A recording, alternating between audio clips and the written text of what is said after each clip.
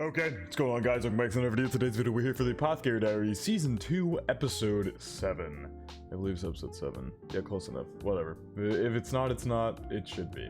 Anyway, last episode, we took another trip to the Crystal Pavilion, where, once again, Li Hua is having issues, and we found out what stemmed from her having bad ladies in waiting was Shin, her, were they cousins? I believe they were cousins. They said they were cousins. Bringing in bad, not necessarily uneducated, but not smart people who she knew would make bad decisions to harm Li Hua, because Shin was jealous that Li Hua was chosen to be the concubine when she wanted to be. And yeah, I mean, the whole situation was so fucked. Shin is so lucky that Li Hua is the lady that she is, otherwise Shin probably would have been executed. Actually, not even probably, Shin would have been executed. But Li Hua saved her by giving her an out by slapping her and saying, she verbally abused me, so I slapped her, she's fired. And then that is what they're going with instead of the you know, whole assassination attempt. So it was a really good episode there. There's still a lot of mysteries brewing in the background, but we now know that Shin was very much using those scents, and like the coughing lady was from a lady in waiting who had gotten sick, and Shin had stored her away in a shed, which is not uncommon practice, but she wasn't treating her or anything. And she was also storing the scented oils in that warehouse as well, which she was using to indirectly poison Li Hua while she was pregnant. But then Mao Mao brought up the question, which is, in my opinion, the biggest point of the episode, is how did someone like Shin find out that these scented oils that were brought in would be harmful to a pregnant lady? That was the biggest question.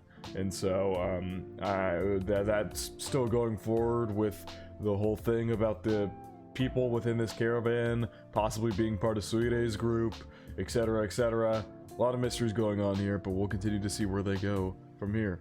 But per usual, feel free to check out the Patreon and Discord. Links are in the description below. As far as the Discord goes, we talk about current anime, past anime, current manga, past manga, and have non-anime conversations as well. And as far as the Patreon goes, you get exclusives and uncustom reactions. So feel free to check out either of those of your own will.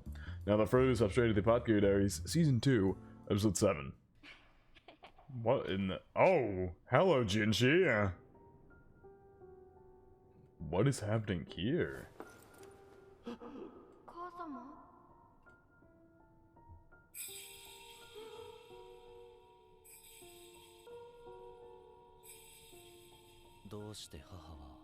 That is not a happy face. Jesus. This whole atmosphere is dark as fuck. Oh my god. That old man, that old woman. Who were they?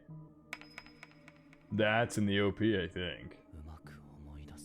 Hard to recall. Also interesting how he refers to the Empress Dowager as mother there, even though at least we're led to believe he doesn't think that he knows that that's not his actual mother. At least I believe I'm not mistaking that. Like, the public believes there is an emperor's younger brother who doesn't come out much because he's sick.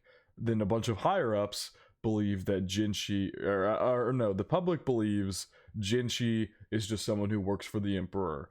He's someone who works for the emperor to kind of maintain things around the Rip Palace and things like that. That's how the public knows Jinshi. There's a select higher-up group that believes Jinshi is the emperor's younger brother, and then there's like nobody who knows he is actually Aduo and the emperor's child, besides what we're led to believe is Jinshi and the emperor and Aduo themselves, and maybe like Mao Mao's adoptive father Luomin or something like that. But that's still, because as a kid he probably didn't know. My guess is he probably didn't find out that information until he was older, because this is clearly the Empress Dowager here. This is not Aduo.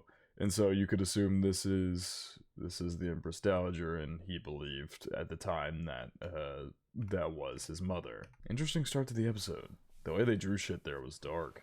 Very dark atmosphere. Oh, getting up to train in the middle of the night since he can't sleep. Who the old man and old woman were. I mean, they're probably dead now. The old man was my father. Wait, what? The old man was my father and the old woman was my grandmother. Oh. So is that the old emperor right there? So that's the emperor. The woman he was with, who he called mother, was the empress dowager, and then the woman who dragged him away was the previous emperor's mother.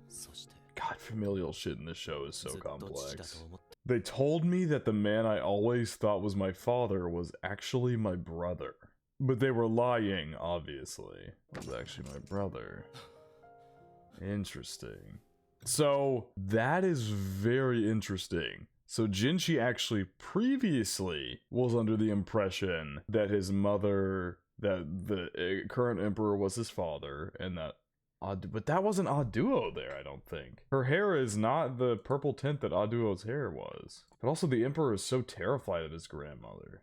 But like, you go back to this face, that's not Aduo. Because he refers to her as mother, but then he's told, familial shit is so complicated in this series. So, okay. I think I'm just gonna let this one rest for now and stop speculating on it so much. I don't think it's worth. We kind of know what the familiar relations are, despite how they maybe tried to confuse Jinshi or have him believe otherwise. Very dull and strangely specific matters. Yeah, she chooses to be ignorant in a lot of things, which is honestly a skill. Bound to figure this out soon. She did, and she did theorize about it. And also the reason that I disregard that whole backstory there as, like, what Jinshi was just told as a kid and not what he believes now, is because if you go back to episode, like, 20 of season 1, where Jinshi is referring, he says something along the lines of, like, he should just make a new one, when referring to the prince, because Jinshi wants to be free of this role that he's currently in right now, and he believes if his father has another prince, Jinshi himself will be freed. That is what he believes. And so that kind of just points to me that he knows that the emperor is his father, no matter what anyone says. Can't stay quiet about this forever. He seems to really want to tell her. Damn, fall asleep on the hard ass floor. Is this the school? These people had no leader, but an barometer. Oh, Mao's listening in. Yeah, this is definitely the new school building they built, right? Give him the first emperor of Lee. Yeah, it is. The Shaolin in there. Woman whose eyes could see even in the darkest nights. That's some very good art. Or, oh no, that's just art in the books. I thought that was whoever this girl is drew that. Sending from the land of sorcerers.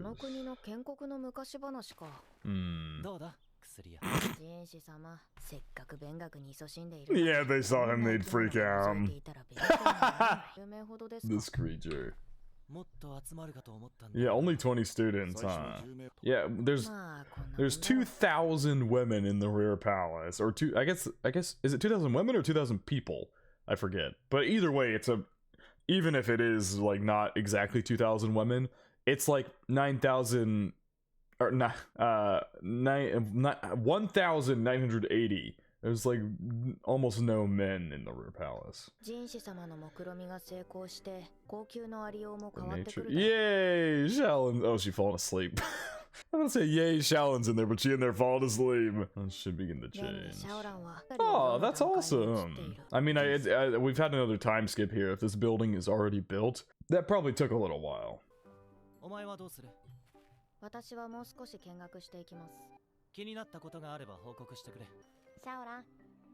Look, I love that. I absolutely love that. Listen to how many octaves her voice goes up when she speaks to Shaolin. That's really good voice acting there. This is why she speaks so softly with her.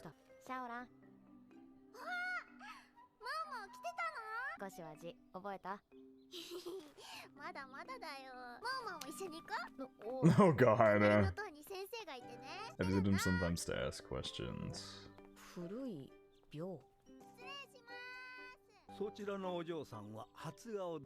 Oh, Shaolin still wears the hair charms that Mama bought her.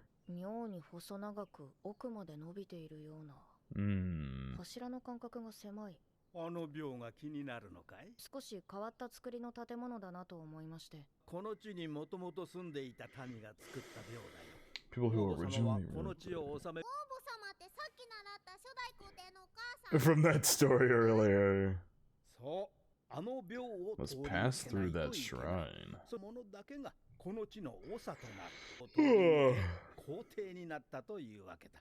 Hmm. しかしもう何十年も使われていない。今後も使われるかどうかね。先帝の兄君たちはみんな The previous emperor's elder brothers all passed away from an epidemic. Oh. So that's why he became the emperor. He was never supposed to. That's a real interesting tidbit of information. The previous emperor was never supposed to be emperor. He had elder brothers who would have picked up the mantle of emperor, but they all died, and so it fell to him. Really? Yeah, that's what they were getting at. But that also just gave us some interesting lore about the previous emperor, even if, you know, he was kind of a fucking horrible person.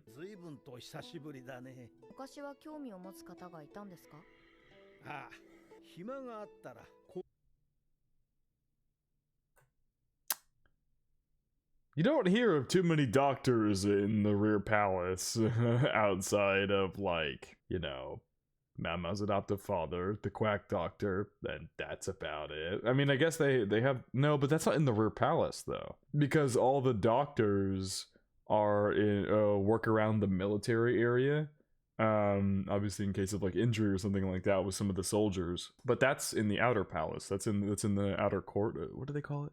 Sorry, there's so many names of things in the show. The outer court, outer palace, whatever they called it. That's out there. The place in here is the place that we visited a couple episodes ago where we met that old lady, which led to that whole mystery with that, which led us to finding Shin, finding out about Shin, etc. Where was I going with that? My brain just wandered off somewhere entirely. Oh, I guess just like all in all, there's not really many doctors in the rear palace because they have to be a eunuch, and yeah, like the quack doctor is like the only one in here right now because the ladies in waiting are not really considered doctors at that place that we went to a couple episodes ago.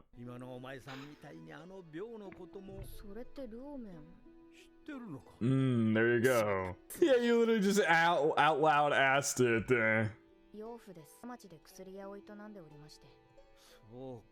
Aw, it sounds like he might have known him.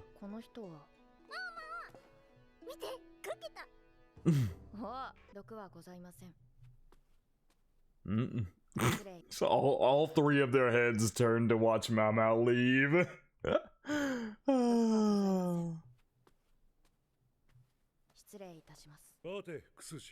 Oh, I want you to accompany me. Okay, just so happens right after she pointed it out that the Emperor specifically wanted her to go. What is he planning to do? It's a good question. Very, very good question. And of course, Jinchi at the beginning of this episode was talking about the idea that Mao Mao's gonna find out at some point about his lineage. Oh, it's the guy. Yeah.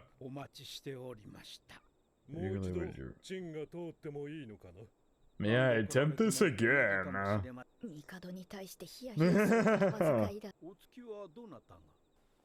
Jinji and Mao Mao. The Mother Royal... That... Whoa! Holy shit. Mao Mao, you are being placed up with two That's crazy. Mother Royal... Yeah, they were women, but they were like they were literally like two of the highest up women in the entire country. That's a lot different than Mao Mao. That's crazy. They might have been women, but they were like two of the highest women they weren't high on drugs. Two of the highest up women in the entire country. What the fuck? Well, this should be interesting. Why? My biggest question is, why did the Emperor... Why? Oh, this is so interesting. Of course, this gets brought up after the beginning of this episode. Jinchi was talking about Mao Mao's gonna find out soon, and Mao Mao asked about the shrine. And then right after both of those things happen, the Emperor brings them both together to the shrine. Do not pass through the red door.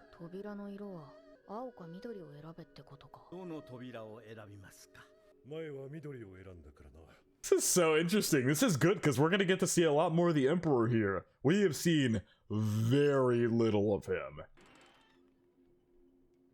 管理する我々の身にもなってください。 It's the one's testament to in this place. Look at him just chatting back and forth. Apparently the Emperor is knows this old, maybe this older guy is a lot higher up than we think as well, or we know. Green, blue. This whole puzzle ass room, what the hell? Like this whole building is just puzzles. It's like a maze. Green, brown, light blue. Light blue? I can speak. Light blue. Jinchi and Mao just getting dragged along. Like, what the fuck? Maybe Jinchi has been to this place before. That's not entirely impossible. But Mao is just like, what the fuck is going on? Why am I here? She's just getting more and more up and down, going back and turning. Just that over and over and over again.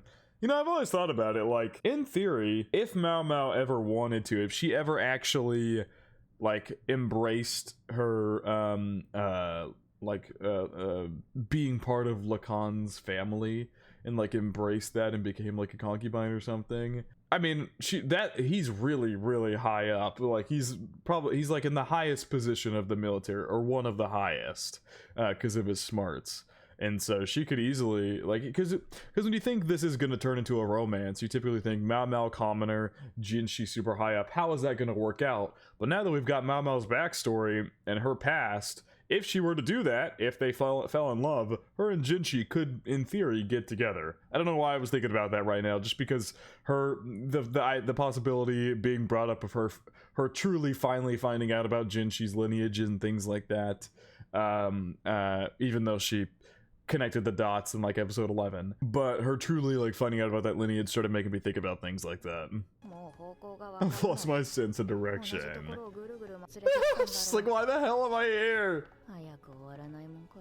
Jinji seems very serious.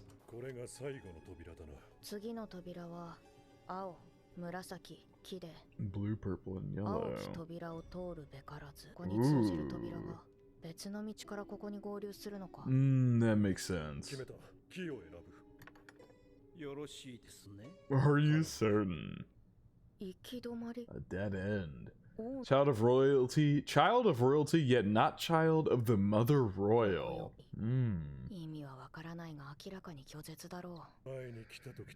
Same result as before.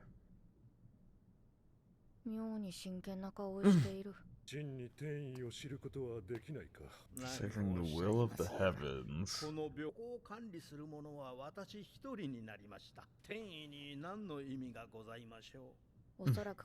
Yeah.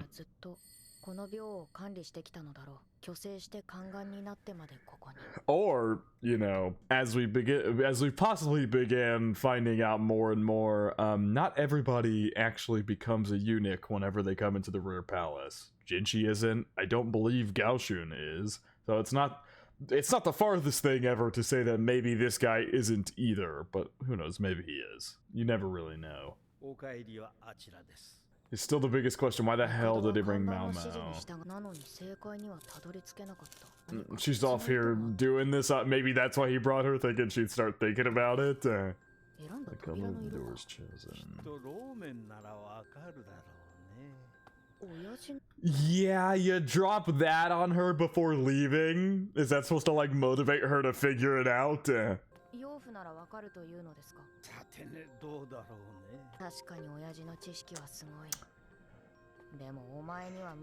Being told that I can't do it is a bit annoying. I think that was the point. I think he said it so he could motivate you to do it. I think that's the point.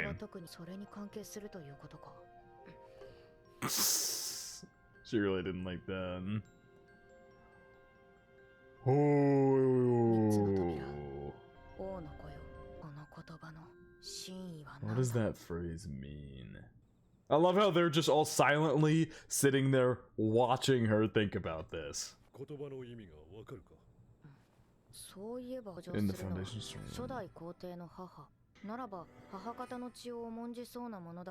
It's based on the paternal hereditary succession system.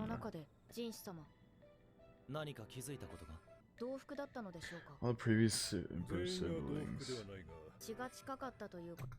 And he's sitting back here listening to her kind of decipher this. Hang on. Their nation is based on paternal hereditary succession system. But given the story, it sounds like that wouldn't be the case given how there's not a father. Well, not a father in the story, you guys know what I mean. Carry on the Mother Royal's bloodline. The mothers who gave birth to the princes were sisters.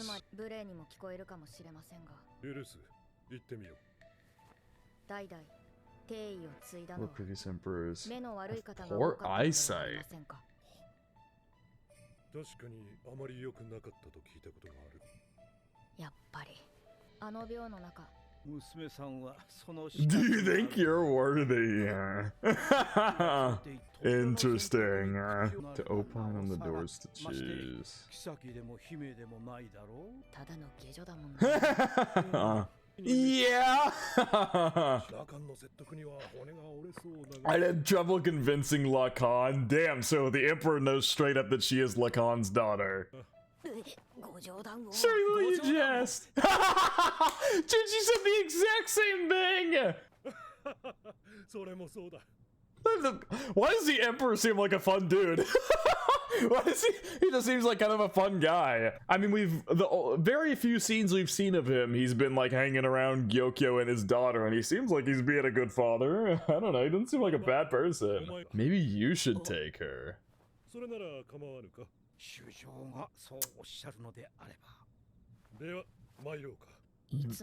He's more playful than usual. Yeah, he is. So the emperors with the bad eyesight. This should be interesting. So the colors might have had something to do with the fact that none of them could fucking see. But the youngest one, who had no issues, was able to see perfectly fine.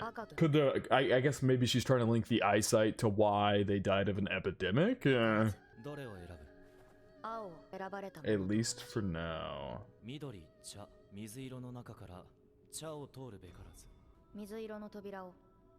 That's different than what he picked. He picked the green door, didn't he? But why? There is a door that only the Mother Royal's children can choose. Is she picking blue? What is she picking every single time? 10th one, white, purple, and green doors.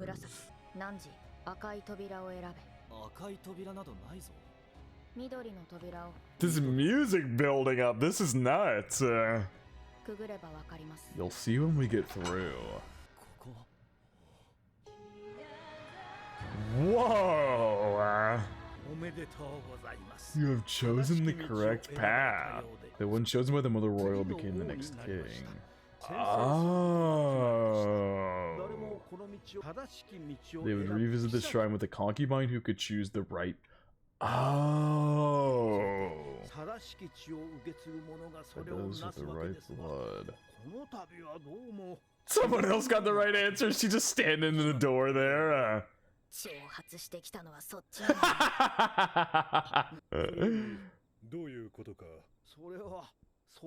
You should ask how Mao figured it out. Means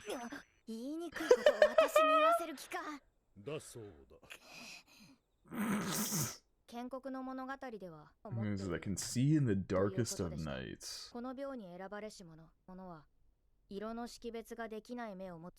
Oh.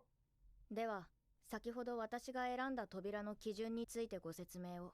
緑の扉があり、赤い扉を通るなとありました。なら、青でも緑でも正解なはずですが、青を選ぶはず But a です。 child of the Mother Royal would choose the blue one. So they had some type of color blindness. This is nuts. 1 in 10 males are unable to differentiate between red and green. Huh.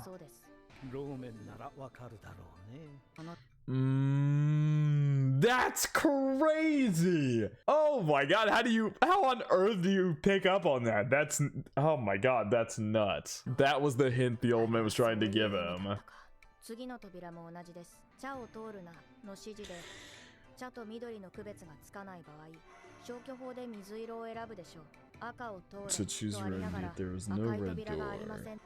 白と紫の扉が確実に見分けられるなら、残る扉が赤だと判断します。つまり、正解は2つあるように見えながら There's only one truly correct 少 answer. し気づきそうなものだが、養父から聞いたことがあるのですが、慣れてしまえばどうにか対処できるので、案外周りにいても気づかないのだとか。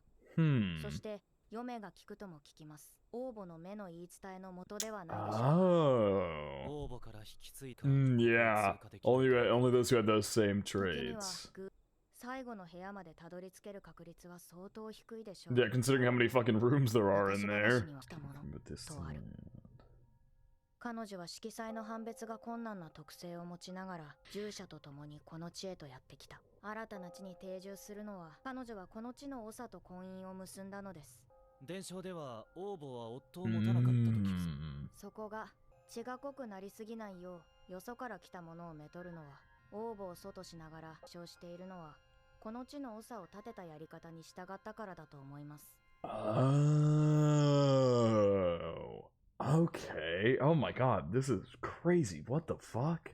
王母の血族は Until she tried to keep traits of herself for people who, like, could be the next leader, even if they kept it a paternal leadership system to honor the previous, what was the exact word she used? Remember the Mother Royal is the origin of the Imperial throne itself, like paternal succession. この地の It 長 was を probably decided to honor the original leader. Yes, okay, so in honoring the original leader of the land, they kept the paternal thing, but so her bloodline didn't fully disappear. Only people with her traits were able to be the leader. This is crazy. What the fuck? I was not out of all the places this episode could have gone, this is the last direction I expected. この選択の病なのです。